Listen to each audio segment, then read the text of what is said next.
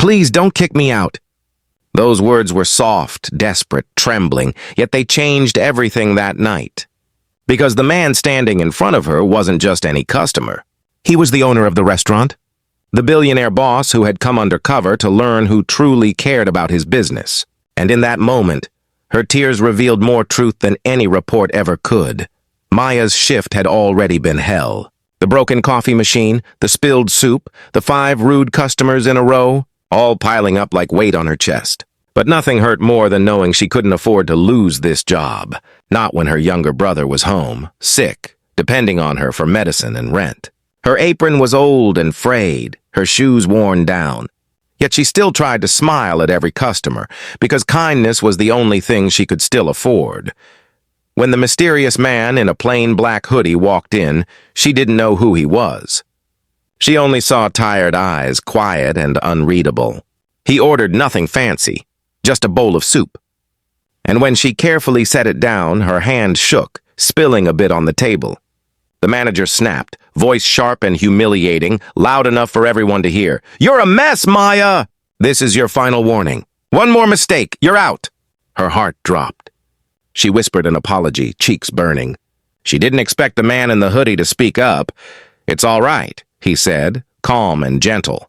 "Accidents happen." But the manager rolled her eyes. "Don't defend her.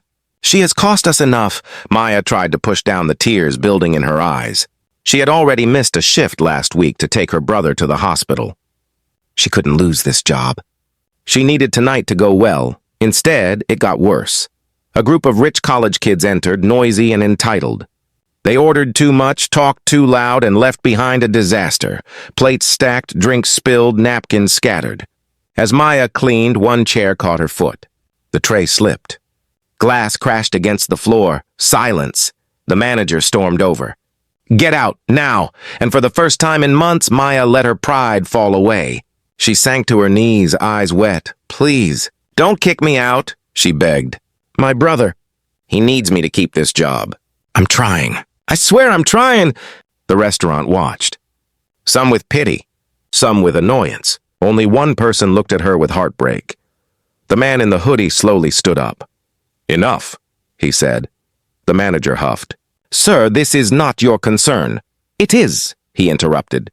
Voice shifting, strong, authoritative, impossible to argue with. He reached into his pocket, pulled out a sleek black card, and slapped it onto the counter. "Because I own this restaurant." The room froze. The manager paled. "Mr. Carter? I didn't know you were coming." Maya blinked in confusion. "This man? Her boss? A billionaire here?" He turned to Maya and extended his hand to help her up. "You're not fired," he said firmly. "In fact, I'd like to talk to you." Later that night, they sat at a small table. He learned everything. How she worked double shifts, how her parents passed away, how she was the only one left to care for her brother, yet she still showed up with kindness. "You deserve better than how they've treated you," he said softly. "No," she whispered, wiping her eyes. "I just need a chance." "And I'm giving you one," he replied. "Not out of pity, but because you showed more heart tonight than most people show in a lifetime." He promoted her on the spot. Shift supervisor, a real salary, benefits, and full support for her brother's medical care. The tears she cried then were not from fear, but relief. As she left the restaurant, the night breeze felt different, like hope was finally blowing her way. And behind her, the billionaire boss watched with a small smile. Because that night, he didn't just save an employee, he discovered the kind of person he wanted by his side as he rebuilt his company, with genuine kindness at its core. Some stories begin with desperation, but the best ones end with someone finally being seen. And for Maya, this was only the beginning.